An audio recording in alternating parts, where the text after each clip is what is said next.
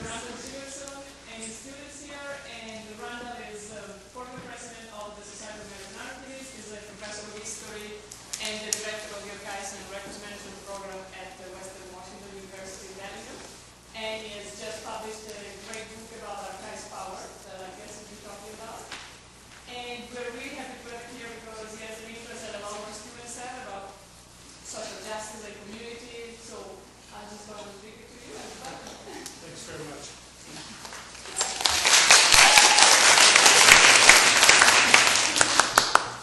Well, thanks very much. It's a pleasure and an honor to be here to speak with you today.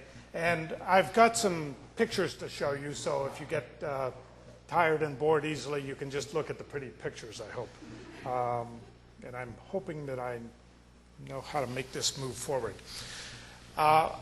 I'm going to be talking mainly about some of the research that I did in preparing a book called Archives Power, Memory, Accountability, and Social Justice. And it's interesting right now because, and I don't know how often this happens, but I've been given an honor of having a group on a blog now discussing the book chapter by chapter for the last couple of weeks. And they just got to a point last week where they had gotten through the first 3 chapters and everybody was saying, please, can we just slow it down? I don't have time to read this long book. So it's an ongoing process, but it's interesting to, as an author, to get some feedback very quickly on the book. Of course, I get good feedback from my students who keep me humble, but we'll see what we have. And I'm hoping that this might stimulate some questions and discussion. So please do jot down questions for later. What I want to say is about the response that archivists have had to a question about social justice and how, as members of a profession, we can respond to some of the challenges going on in society. And these are issues that I think are increasingly of significance, things that I think we have more and more difficulty hiding from the political implications of what we do in the information business. This is true in archives. It's also true, of course, in libraries, in museums, and in other cultural and social venues where we have information resources that we are managing and organizing and selecting. So these are some of the things that I wanted to be speaking with you about today. This is an area that has increasingly been recognized by archivists as something then that we need to look at, and the question of how we respond to social justice concerns arises from 3 central sources of what I call the power of archives. One is the archivist's authority and power to shape society's collective memory, as it's sometimes referred to. Second is the archivist's responsibility and control over preservation and security of records. And third, the archivist's role of interpretation and mediation between the records and users. In looking at this, I'm concerned in particular about how we as archivists can contribute, as do librarians and other professionals in this realm, in supporting such concepts as open government, public accountability, accurate remembrance of the past, the documentation of society's diversity, and looking towards what Nelson Mandela has referred to as the call of justice. This is a book by South African archivist Vern Harris, who is now the archivist for the Nelson Mandela Center for Memory and Commemoration in South Africa. And in launching this center in September of 2004, Nelson Mandela stated, "In our view, the work of archives in the South Africa of today is potentially one of the most critical contributions to restoration and reconciliation. All of us have a powerful moral obligation to the many voices and stories either marginalized or suppressed during the apartheid era." However, if archives can symbolize healing and reconciliation, they also can and have been used to support and perpetuate oppression. As Mandela reminded his audience, under the apartheid regime, it was a common practice for the authorities to take documents from those they regarded as enemies. Sometimes they used these documents as evidence in court cases. Sometimes they used them in various forms of intimidation. Sometimes they simply destroyed them. This new Nelson Mandela Center of Memory and Dialogue, then, seeks to overcome the silences in the official archives, to revive and preserve the voices marginalized during the colonial and apartheid eras in South Africa. Mandela declared, "We want the center to be part of what we have called the processes of restoration and reconciliation. And most importantly, we want it to dedicate itself to the recovery of memories and stories suppressed by power. That is the call of justice, the call that must be the project's most important shaping influence." As Mandela warned, the history of our country is characterized by too much forgetting, a forgetting which serves the powerful and dispossesses the weak. One of our challenges as we build and extend democracy is the need to ensure that our youth know where we come from, what we have done to break the shackles of oppression, and how we have pursued the journey to freedom and dignity for all. This is what archives are about, Mandela said. And he added in words that echo a statement by the Czech novelist Milan Kundera, Mandela added, "The struggle against apartheid can be typified as the pitting of remembering against forgetting. Anyone who has explored the world of archives will know that it is a treasure house, one that is full of surprises, crossing paths, and dead ends, painful reminders, and unanswered questions. Very often the memories contained in archives diverge from the memories people carry with them. That is its challenge," Mandela continued, "and its fascination. Engagement with archives offers both joy and pain." I know this is true for our graduate students, and I assume it is true for others. Well, as this story about Nelson Mandela demonstrates, archives express and hold numerous oppositions: memory and forgetting, suffering and hope, power and accountability, confinement and liberation, oppression and justice, conformity and diversity, silence and vocality.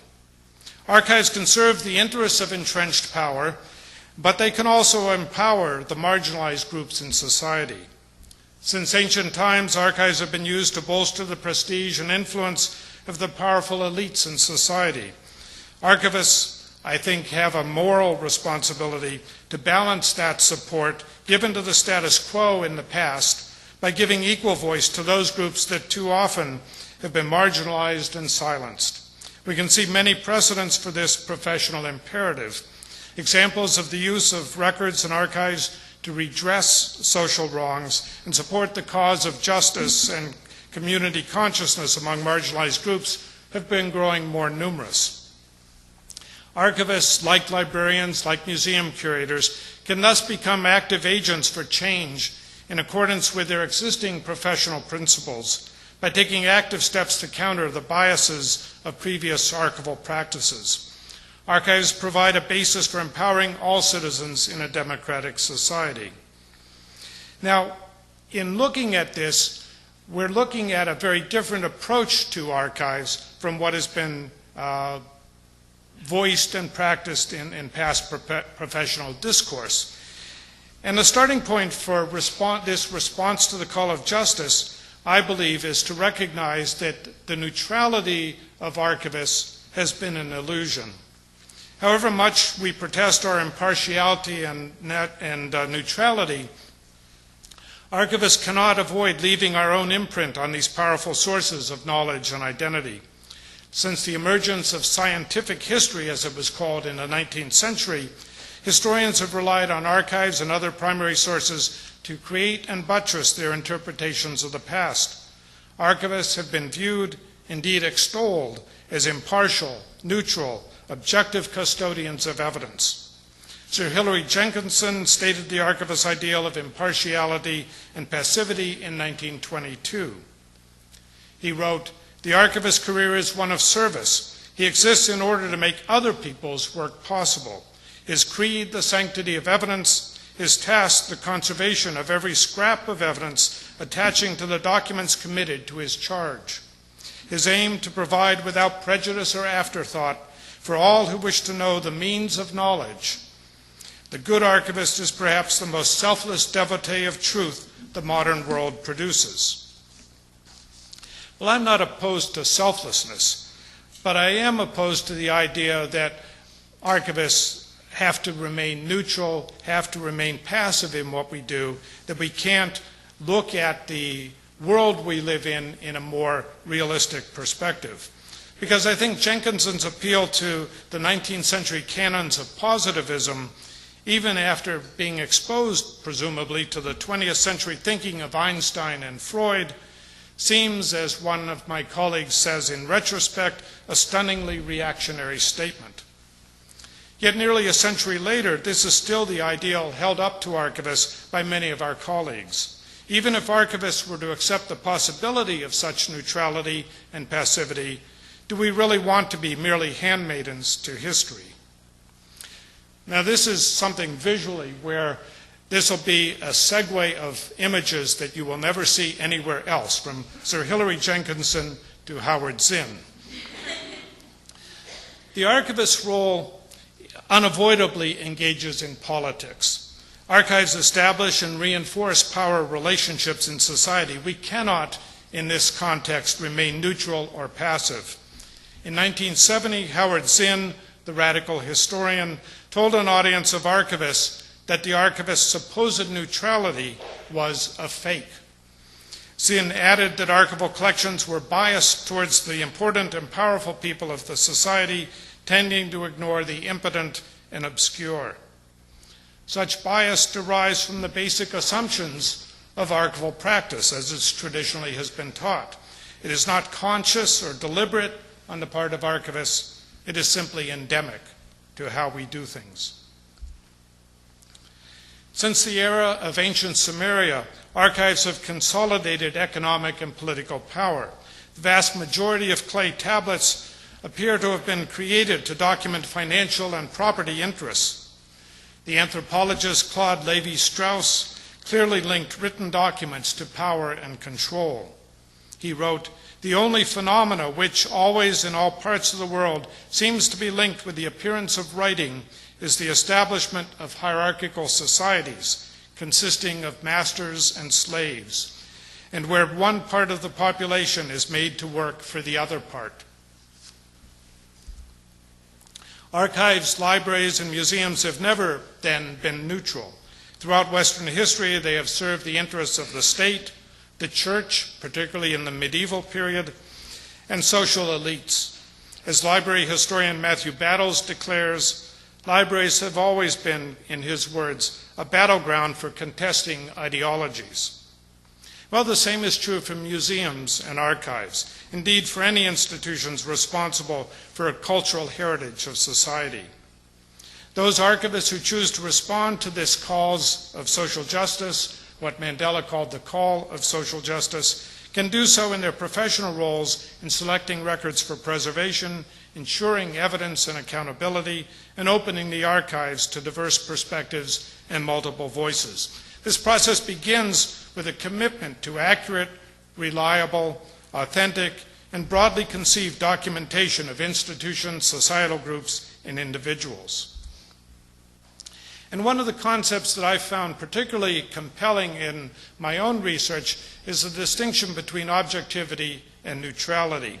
That's a distinction that not everyone agrees with, and I'm certainly open to discussing it at a later time if you find it confusing to distinguish between objectivity and neutrality. But let me give you a little bit of my reasoning and what I've discovered in some of my readings in the literature. In an extensive critique of the development of the American historical profession, Peter Novick contends that the ideal of objectivity has been the key term in defining progress in historical scholarship. Both in progress in historical scholarship, moving ever closer to the objective truth about the past. Because this myth of objectivity, as Novick describes it, both sets an impossible goal and also precludes historians from advocating or social or political causes, Novick rejects the ideal as not just essentially contested, but essentially confused. That is, the ideal of objectivity. Only by denying the validity of objectivity can Novick then justify historians' engagement in public policy debates. In a highly critical review of Novick's book, Thomas Haskell argues that the central fallacy that Novick and others perpetuate is to conflate objectivity with neutrality. Haskell took an essay called Objectivity is Not Neutrality, and then it became the lead essay in a book of other essays that is cited here on the screen. In Haskell's argument, he defends the validity of the concept of objectivity while attempting to rid it of what he calls unwanted connotations such as neutrality, selflessness, and passivity. Quote, objectivity is not something entirely distinct from detachment, fairness, and honesty, but is the product of extending and elaborating these principles and fundamentally ascetic values, Haskell contends. Historians and others can be objective without forsaking engagement in the discussion of values, politics, or social policy, Haskell argues. The primary commitment of the historian, he says, should be to truth, but this does not prohibit political advocacy. It does, however, set intellectually responsible limits to such advocacy, so that one cannot claim, quote, the privilege of lying or obscuring the truth for good causes. In other words, Haskell says, the end doesn't justify the means, that you still have to maintain professional standards of responsibility, fairness, and honesty. And I tend to agree with that. Sustaining intellectual and professional principles such as respect for logical coherence, fidelity to evidence, detachment, candor, honesty, and the like, in Haskell's words, must accompany any advocacy for moral or political values. These criteria provide a context within which professional debate can occur. Remaining true to professional standards of objectivity, that is, accuracy, fairness, honesty, does not require us to be neutral on important questions of societal values. When the future of humanity is at stake, neutrality is an abdication of responsibility. This is an argument made by George Orwell in the midst of the Second World War, the Nazi regime, and the Holocaust. Amid the chaos following the war, which had infused fascism, concentration camps, and atomic bombs into the public consciousness, Orwell argued writers could not ignore politics. The Daily News aroused, in his words, quote, an awareness of the enormous injustice and misery of the world, and a guilt-stricken feeling that one ought to be doing something about it, which makes a purely aesthetic attitude towards life impossible, end of quote. So for Orwell, all public activities have to exist within a political context. In the aftermath of the Holocaust, Elie Wiesel argues, no one has the right to abstain.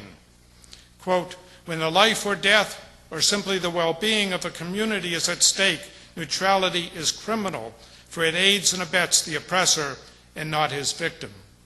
As Wiesel explains, to remember is to create links between past and present, between past and future. To remember is to affirm man's faith in humanity and to convey meaning on our fleeting endeavors. The aim of memory is to restore its dignity to justice.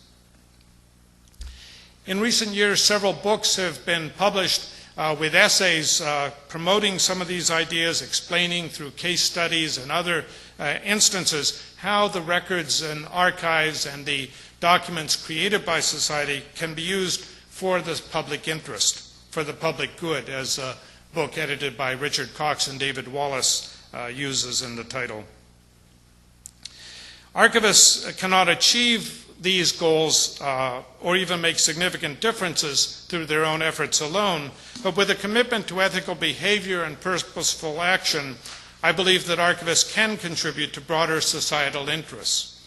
And again, these are values that apply to librarians, to museum curators, and to others engaged in the documentation of society. It's not just archivists, but that's the perspective I'm coming from. Some progress can already be seen in the establishment of human rights archives in the United States and several other countries. Even archivists and repositories not dedicated to a social action agenda can contribute to these goals of inclusiveness, accountability, access, diversity, and justice. It is an ethical choice that each individual can take based on personal values, institutional constraints, and these are in some cases significant and worth discussing if you want after the talk. Not everyone has a free hand in what they do and how they can shape the archival record, and I recognize and understand that. Part of this comes with a willingness to take risks. Now, many archives and archivists will not be able to or willing to accept these kinds of challenges. Some will be constrained by institutional policies, by their reluctance to endanger their job security, always a significant concern, by time constraints in the face of new initiatives and their daily press of work obligations, or perhaps even by their own ideological or personal opposition to some of these concepts. There should be no stigma, no criticism for archivists who do not accept my recommendations as personal or professional goals. I'm certainly not going to castigate anyone who does not share these perspectives that I offer up for consideration. But by this same measure of tolerance, I argue that archivists who do embrace these concepts should still be accepted as practitioners of a shared professional purpose, a shared professional identity. The authority that archivists exercise within their domain partakes in political power then, since access to information and knowledge conveys such power. Yet it is a power often unrecognized by most members of society, who do not see or understand the role that archivists play in the contested realms of power distribution and control. In fact, someone commented on seeing the title of my book, which is Archives Power, that they had never really seen those two words together in the same sentence, certainly not as adjective and noun being modified. So this is a new concept for many of us. But although public controversies such as the fight for control of Richard Nixon's White House tape recordings occasionally bring documentary sources to the forefront, archivists seldom share the spotlight.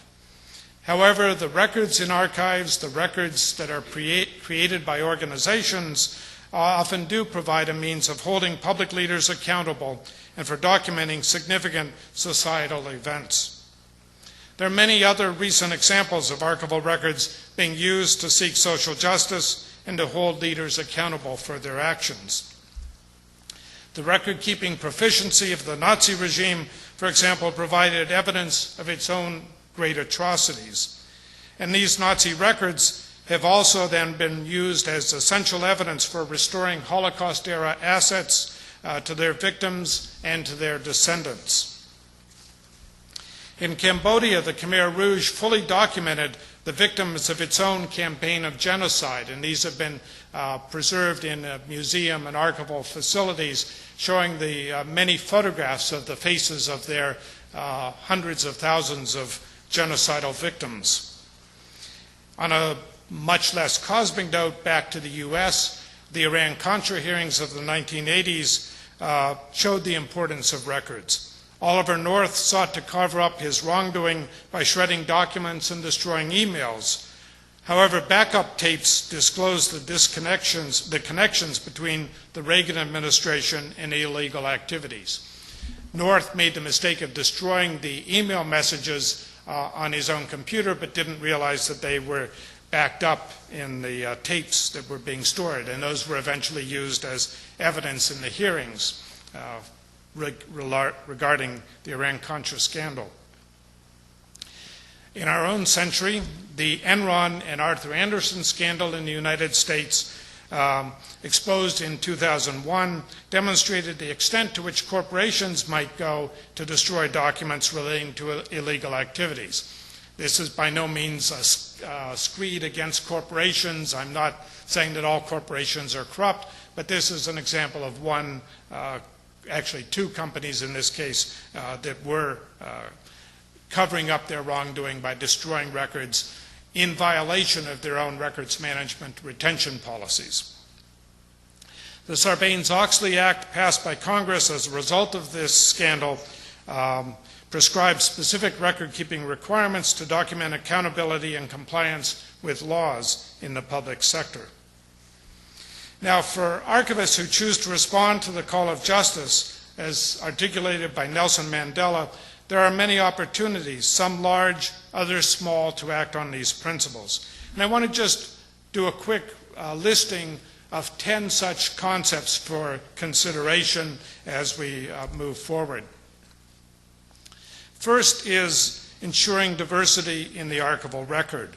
The Society of American Archivists in the United States passed a diversity resolution 10 years ago stating its commitment to integrating diversity concerns and perspectives in all activities of the Society and trying to ensure the identification, preservation, and use of the nation's historical record through a diverse representation of all parts of the population. In 2005, SAA Council identified diversity as one of the 3 greatest challenges to the profession, stating, "The relevance of archives to society and the completeness of the documentary record hinge in part on the profession's success in ensuring that its members and the holdings that they manage reflect the diversity of society as a whole."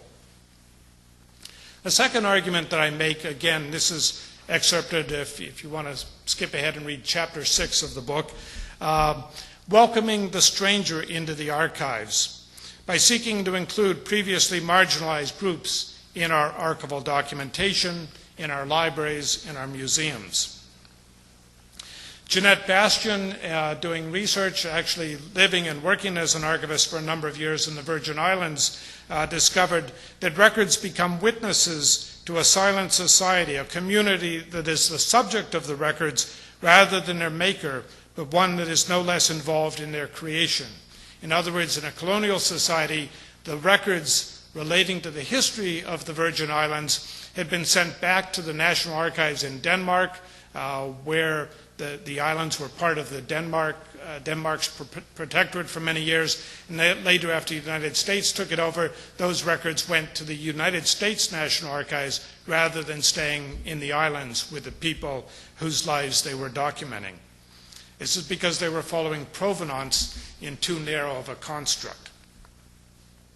Bastian goes on to say that to ensure that the voiceless population is not a silent witness, but a full partner in the record creating process, we must recognize that all layers of society are participants in this process, and the entire community becomes the larger provenance of the records.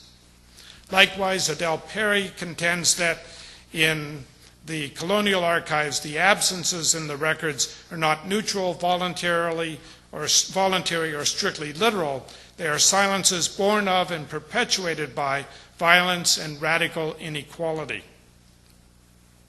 So this is welcoming the stranger, making sure that we have a diverse perspective in our documentation. The third step relates to selection and appraisal of the materials for archives. And this should be done, I argue, based on clearly articulated criteria that are transparent to donors, researchers, and the public. Canadian archivist Terry Cook asserts, archivists inevitably will inject their personal values into all such activities, and thus will need to examine very consciously their choices in the archive creating and memory formation processes. And they will need to leave very clear records explaining their choices to posterity. So again, this is being transparent in how we as archivists manage the process of deciding what belongs in the archives. The fourth step in this process that I want to recommend is listening for oral testimony, both by including oral sources from a variety of cultural traditions and by creating oral histories for silent or neglected groups in society. Jan van Sina, a sociologist and expert on African cultural practices, states, in oral and part oral societies, oral tradition gives intimate accounts of populations or layers of population that are otherwise apprehended only from outside points of view. without oral traditions, we would know very little about the past of large parts of the world, and we would not know them from the inside. In other words, we wouldn't have the perspective of those people who are part of an oral rather than a literate culture. Step 5. Making archival description systems sensitive to cultural diversity and to the hidden or coded values in our language and terminology. Elizabeth Yackel states, "The creation of finding aids and with it the promise of potential access is inherently a political act. Archival representation processes are neither objective nor transparent. As such, archivists need to be more conscious of the activities that structure the creation of representations, their social construction, as well as their appropriate uses." So again, how we use language to describe archival materials has coded messages that may or may not be easy for us to understand, but might have a significant bearing on people listening from outside the archival or library community. Step 6 is providing inclusive reference and access, open to all members of society freely and equally. Now, archivists have long argued that in relations with donors and researchers, archivists should embrace a position that supports making historical documents accessible with all due speed. In other words, favoring accessibility of information. Tom Nesmith from University of Manitoba argues, "Reference is not so much about helping people to retrieve records and knowledge that already exist or are frozen in time, but about assisting users to create them anew." That is, the users are creating knowledge in the process of doing their research. Nesmith argues that archivists should guide users to records with contextual descriptions about how records were created, including the archival contribution to their creation, and in learning from researchers their own contribution to understanding this contextuality. Step 7 has to do with embracing new technologies.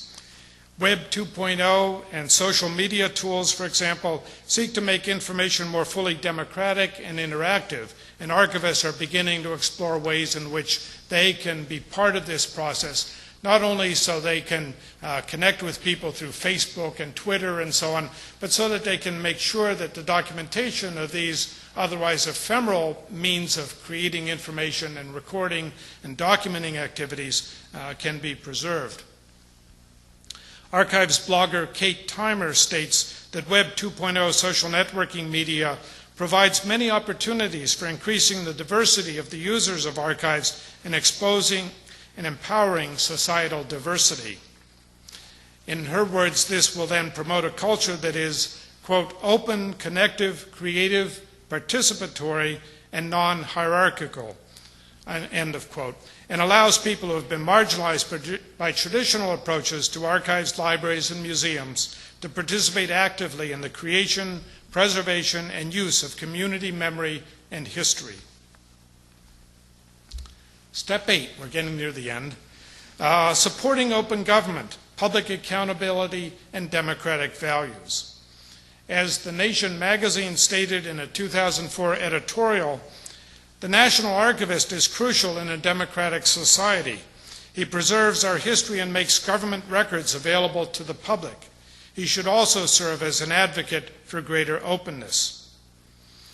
Elsie Freeman Finch, an American archivist who has long been an advocate for more user-centered approaches to archives, declares, "To the extent that the public understands that archives exist to be used for reasons that affect their lives, property, civic well-being, and political influence, the public will be disposed to support and encourage archives." Number 9, public advocacy, both on behalf of archives and documentary concerns, and also in support of the public good, should be undertaken. And I think this should be regarded as an important professional responsibility. Rick Berry argues that archivists and records managers should be in the forefront of whistleblower protection legislation, which would provide, quote, "a needed umbrella for those among us who have the intestinal fortitude to stand up for proper record-keeping practices when ethics and sound practices are being trashed within their own organization, end quote. Vern Harris from South Africa became a whistleblower himself when he disclosed the unauthorized destruction of records in the closing months of the apartheid regime. Harris concluded, "There is no knowing of right without giving account to personal morality. For each of us has the right and the obligation to be true to ourselves."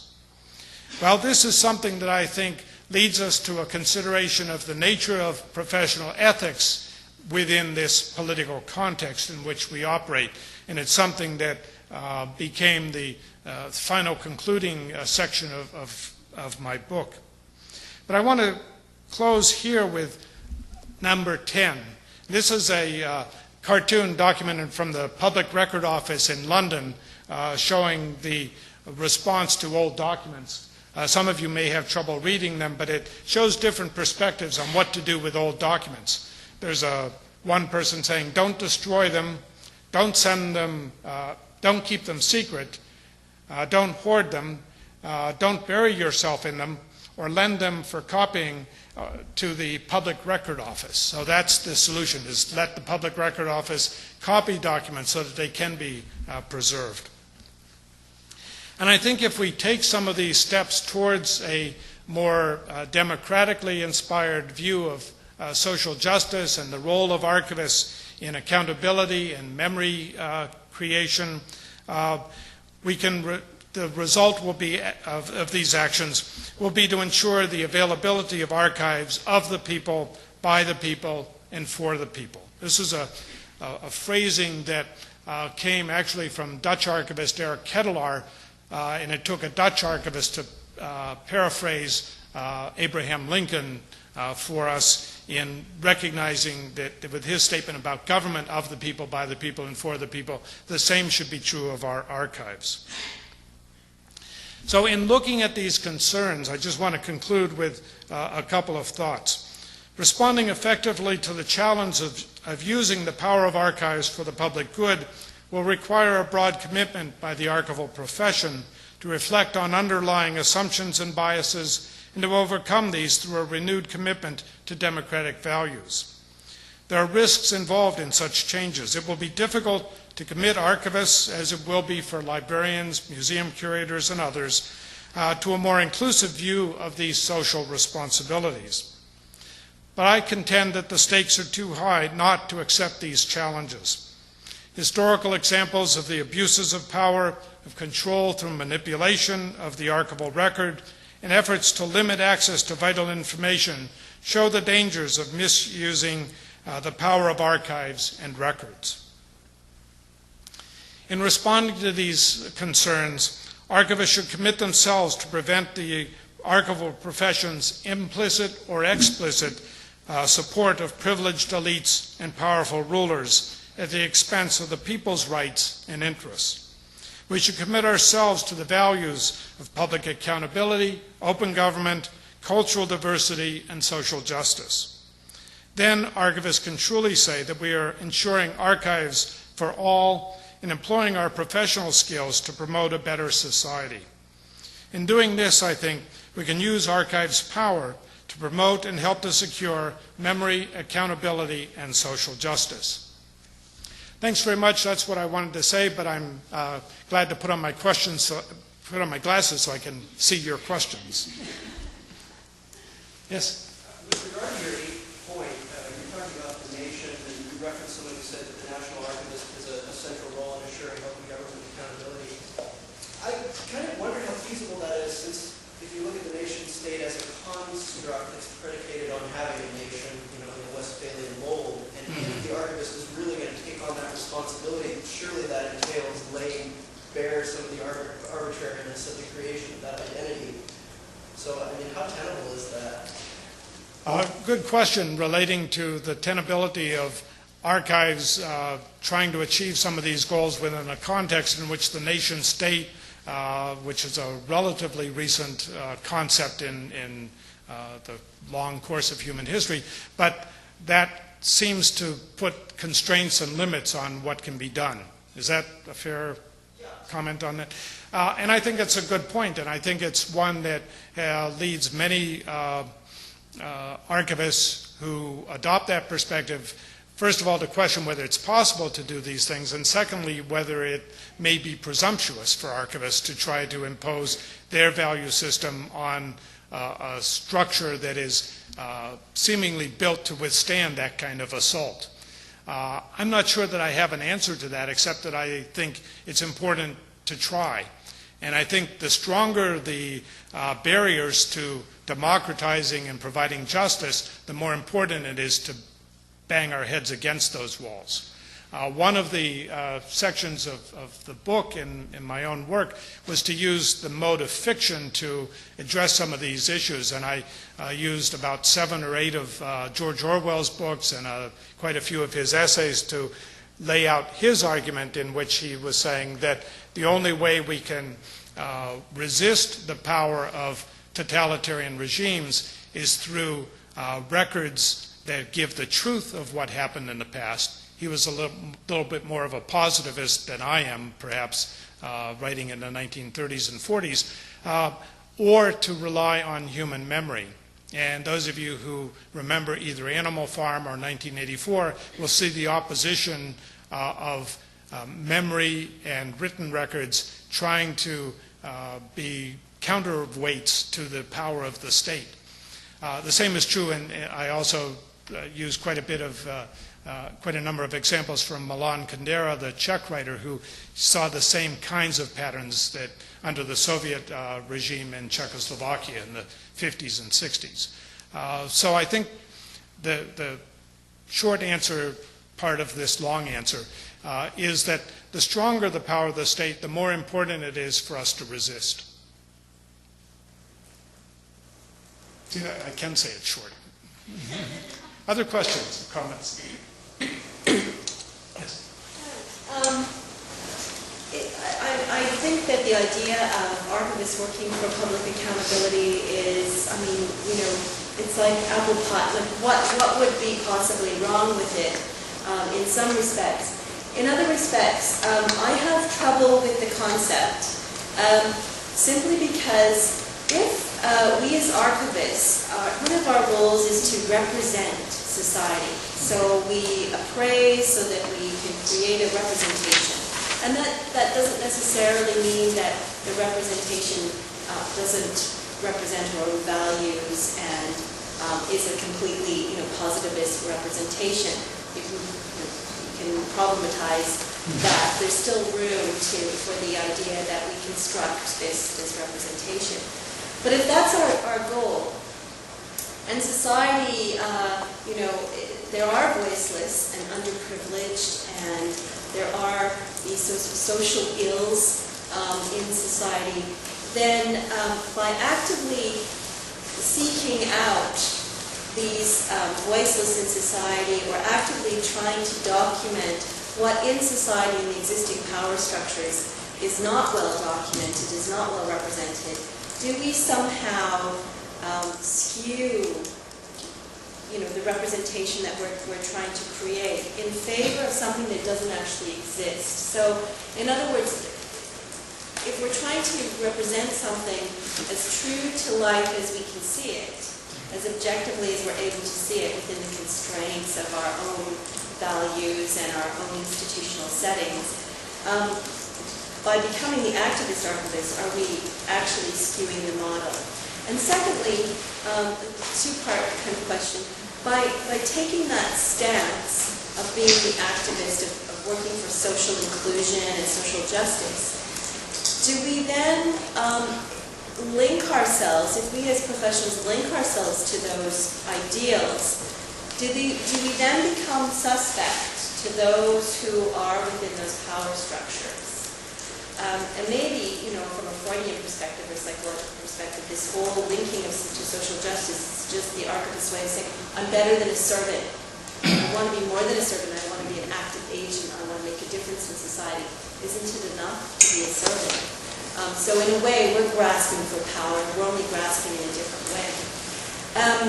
But at any rate, what about without working within the power structures, do we set ourselves up to have to be double agents in a way? So if I want to work within banking or in some other powerful social construct, does that mean that A, I might not get hired because I'm an archivist, because I'm socially suspect, because I'm linked to this agenda, and B, am I able to work effectively if my goal is to kind of dismantle the power structures that in which I'm working? So there's all kinds of difficult problems and issues. I don't have answers. I'm just kind of posing those questions for discussion. I think that the two key issues raised here by Professor Lemieux are first of all, whether archivists intervening are actually skewing the record, and we've built our professional reputations such as they are, that is, such as anybody knows about us as archivists, on the idea of being honest brokers, of being neutral and non-obtrusive and preparing the truth. And when you read Hillary Jenkinson, truth is always with a capital T. So that concept is both figuratively and literally part of the foundation of how archivists have been presenting themselves for many centuries. The second part is whether in doing so we become suspect, whether we become some sort of a double agent, grasping for power ourselves. I have to say it's not modesty that leads me to call the book Archives Power. It is that grasp for power, I suppose, in a way. And I think the questions are really come to the heart of my argument, which is, do we undermine our traditional role by taking on a new role, a new perspective, which may seem to be more activist, more interventionist? I guess my answer to that is yeah. And my counter-argument to that acquiescence is to say, if we don't do that, we're going to serve, in a political arena, we are either going to reinforce the status quo or we are going to resist it and push against it. And my preference is to push against it, at least to the extent of saying that the archival record, as it has traditionally been constructed, represents the small top layer of society, if you want to think of it that way, whether that's political power, people with political power, people with economic power and influence, people with societal power, people with intellectual power, the writers, the authors, the university administrators are very well documented. The students at our universities are very poorly documented in even the best academic archives. And so my perspective is to say, it's pretty much, I think, comes back to the same type of argument, one might say, with concepts such as in the US, affirmative action, which was an attempt to redress centuries of discrimination and injustice against certain segments of the population by taking a more active step of engaging them and making sure that the barriers to their advancement, whether in education or jobs or other spheres of the economy, that those barriers were not imposed by cultural blinders and by systems that privileged the well-to-do, the white members of society, the traditional elites.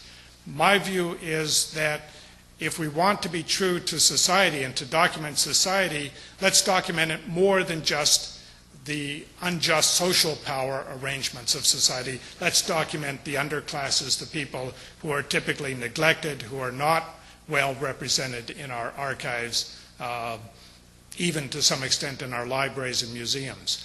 So that would be part of my argument that I am making, is that we need to look at this as, in a sense, a type of affirmative action, but one that is not trying to then skew the record in favor of the people who have been ignored before, but simply to say, hey, these people are here too.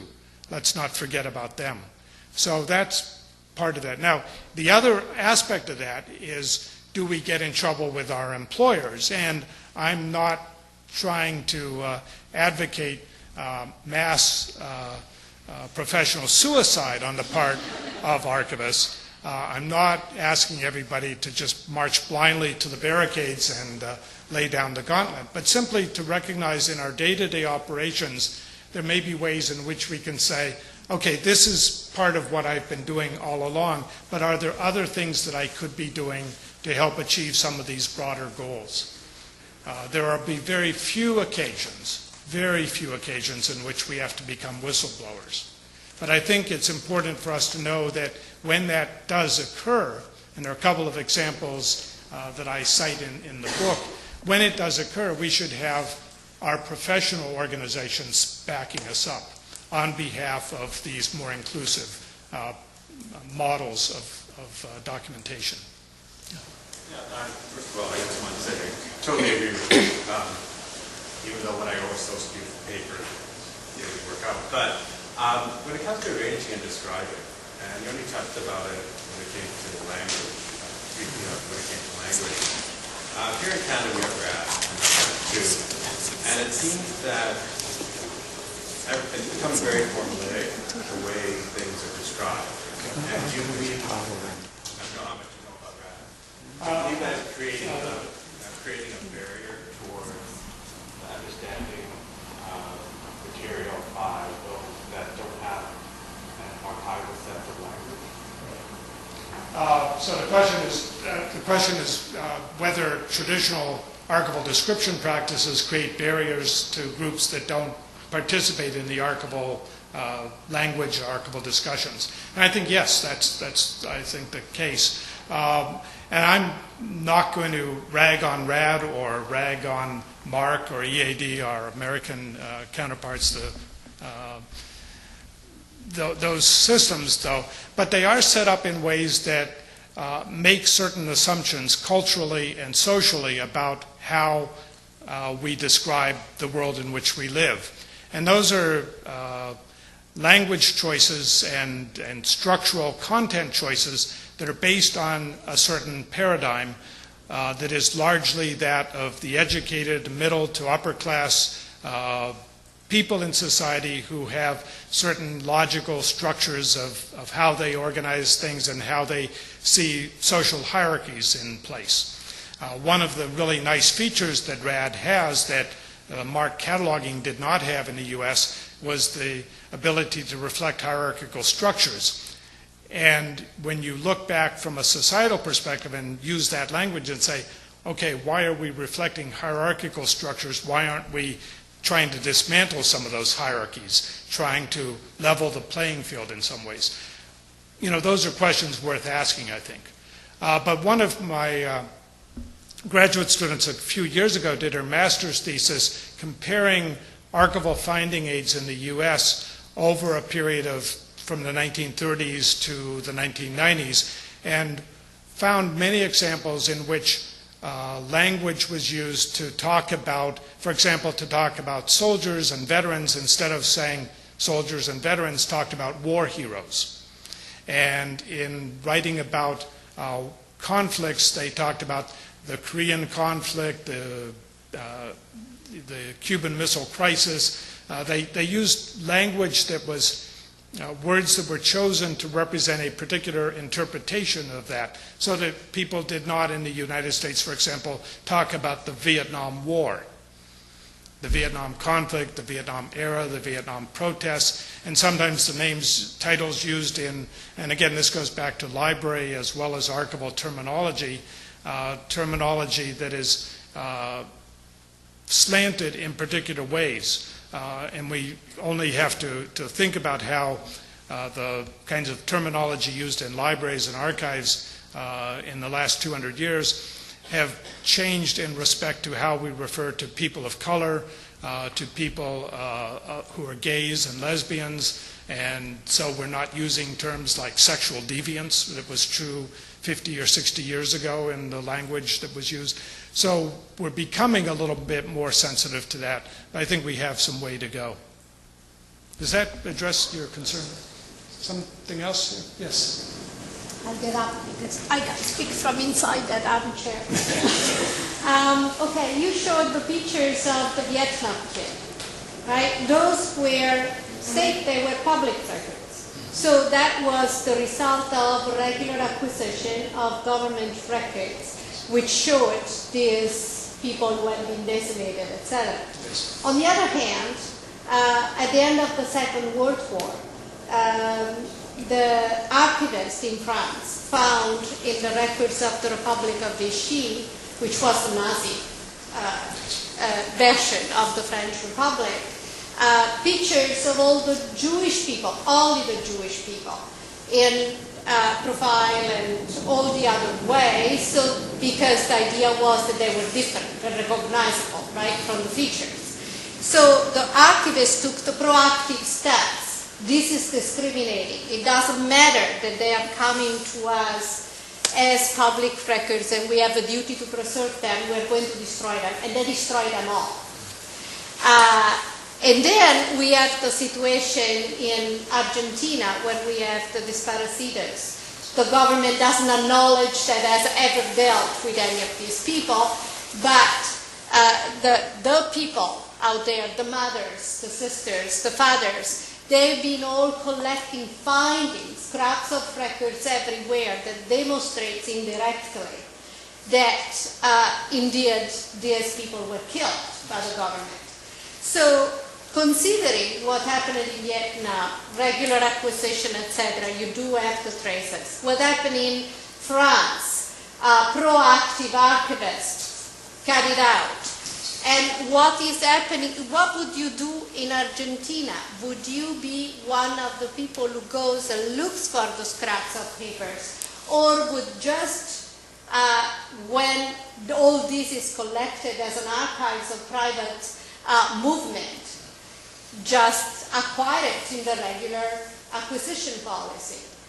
So that's the question, how you would move in any of these situations. Yeah, the question, when you have different situations in which records that are created that may document some of the unpleasant aspects of our society's histories are created, they may be created in the normal course of business by government agencies and be logically transferred to the archives. The case in France where the records were deliberately destroyed to prevent this information from being part of the record.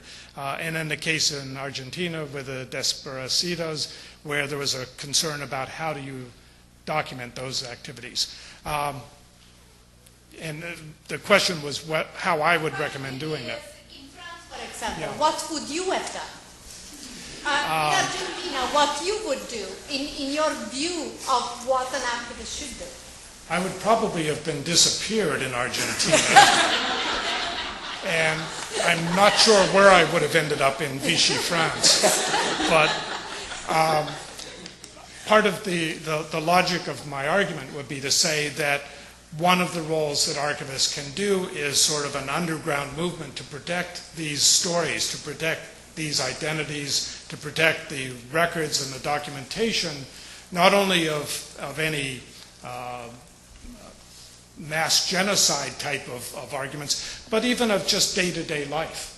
One of the factors that was significant, for example, despite all of the horrors of the Holocaust, there was an effort made by the Nazis to try to document the lives of the Jewish population so that they could eventually have a museum of the former race of Jews who are no longer a part of the problem in society. They were planning to, they created and kept documentation of the pre-war lives of the Jewish populations for this museum of the, sort of like planning ahead for the dodo bird to go extinct. And what's chilling in the United States, I've read documents by historical societies in the early 19th century in the United States where they're saying we've got to be very careful to document the lives of these Indian communities because they're on the way out. They're going to be extinct in a short number of years, and we want to have a record of that.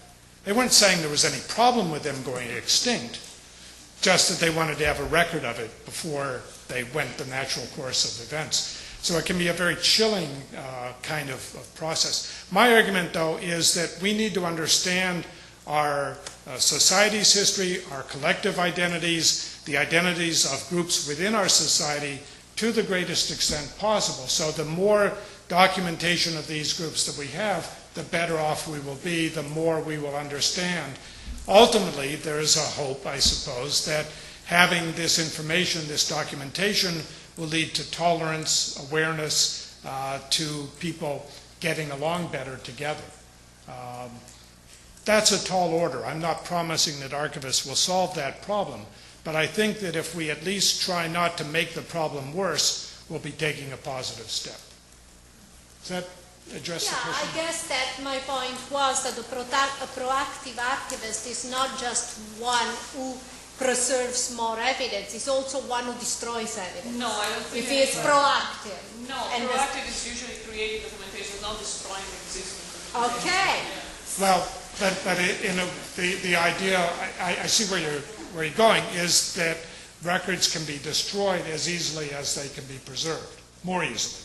And part of, actually, Chapter 4 is all about the concept of memory and how we construct memory.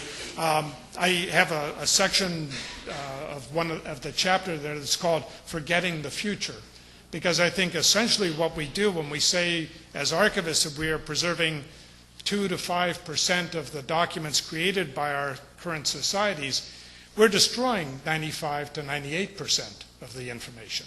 So the question is, how do we do that with ethical consciousness and with a mindfulness of what we are actually doing? I'm opposed to destroying evidence that would undermine the ability to have a full representation of society. At the same time, I'm arguing for intervention on behalf of that cause. I would argue against intervention that would destroy unnecessarily important parts of the record simply because it's an uncomfortable truth to the people in power. That's more of an answer to I guess that the argument, if you read all, they wrote books on this because it was such a controversial decision, the one of Vichy, but the argument was to avoid discrimination in the future against the people who had been documented. Right. Yeah. And I don't think you avoid discrimination against people by destroying the records of their existence. On the other hand, if we're never going to be complete in documenting all people's lives and all of society. There's simply too many of us around to do that. But I think if we have the perspectives and the cultural communities documented, that will be a step in the right direction. Question here. Yeah, last question because we're out of time. Yes. Sort of the flip side to that too, is there, if the archivist becomes more active and intervenes on behalf of diversity, is there a potential for harm that comes out of acquiring records as well? Because that act of acquiring records, you're conferring power onto the voice of the creator of those records. I think you see an example of that in the journalism community right now. If you look at the global warming debate, by giving, in the effort to give a diverse view of different opinions on the debate, it can be argued that you're giving undue weight to one side of the argument that doesn't deserve that, and then causing harm through that. Is there, do you see a potential for causing harm through giving weight or giving power to voices that perhaps shouldn't have power? Sure, there's always a potential for doing harm. And part of the argument that's made, and again, this is something that in my research I came across the argument and tried to deal with it to a limited extent in the book. An argument was made by one historian that with the idea, for example, in the U.S. Fox News, you've heard of that oxymoron, fair and balanced, which is neither, but well, we won't go into that too much, but the concept seems to be in the news media these days that if you have people making one case, for example, the earth is round, then you have to give equal weight to the people making the opposite case, the earth is flat. Thomas Friedman notwithstanding, who wrote about the earth is flat, in a different meaning. Just because there are two arguments, one of which is nonsense and the other is seemingly fairly accurate, doesn't mean that you can't distinguish between how valid and how truthful an argument is. And so giving equal weight to that argument is not appropriate. Totally ignoring the argument is also going to give us an imbalanced perspective on society, though, because even crackpots have viewpoints that we should pay attention to. For example, when I was president of the Society of American Archivists, we joined, no, those aren't the crackpots. We joined in a legal proceeding defending the right of the Unabomber, Ted Kaczynski, to control his papers and have them placed in a research repository, arguing that it's important for people to know what crackpots, and this is Kaczynski, was the crackpot in the story here, from my telling, important to know what their perspective was so that we could protect ourselves against it, if nothing else. But that doesn't mean that you give his arguments equal weight to those of Noam Chomsky or a Nobel laureate in the sciences, for example. So part of the assumption, and this is going back to the Enlightenment or probably the Renaissance, is that human understanding will eventually sort out those arguments that are worthwhile and make sense from those that are stupid. And that we sort of can't pretend that the stupid arguments don't exist, but we don't want to overemphasize them. Does that help? Get to your question? Unfortunately, we're out of time, but thank you so very much. Thank you very much. Thank you for your questions.